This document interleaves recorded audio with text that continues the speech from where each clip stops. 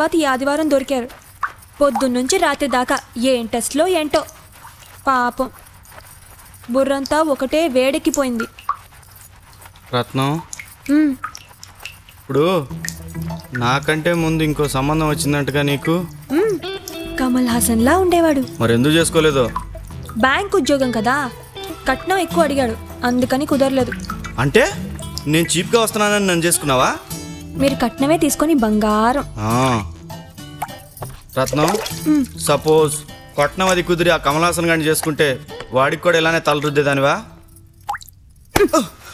మరి మీరు ఎదురింటి రమణికి సంవత్సరం పాటు లైన్ వేశారుగా, దాన్ని పెళ్లి చేసుకుని ఉంటే దాంతో కూడా ఇలాగే తలరుద్దుకునేవారు కదా. జుట్టు పేకే. సర్లే, ఇప్పుడు టాపిక్ ఎందుకు? అనవసరంగా మీరెందుకు తెచ్చారు ఈ టాపిక్? ఏ వేళకోళంగా ఉందా? వేళాకోళం కాదు రత్నం. మరెందుకు తెచ్చారు ఈ టాపిక్? మేఘనా మేడంతో నిన్న ప్రేమలో పెళ్లి గురించి డిస్కషన్ వచ్చింది. మనది అరేంజ్ మ్యారేజ్ అని చెప్పాను. చెప్తే మన ఇద్దరితో నిజమైన ప్రేమ కాదంట. మీరు వెళ్ళిన పనేంటి, మాట్లాడే విషయాలేంటి? అది కాదు డిప్పం. ఇప్పుడు ఆ టాపిక్లు ఈ టాపిక్లు వస్తుంటాయి కదా, అయినా మనది అవసరం కోసం ఏర్పరచుకున్న ప్రేమ కాదని దబాయించాను. ఓహో, మీరు నిజంగా దబాయించుంటే ఆ కమల్ హాసన్ ఎందుకు పెళ్లి చేసుకోలేదని ఇక్కడికి వచ్చి నన్ను ప్రశ్నలు అడిగేవారు కాదు.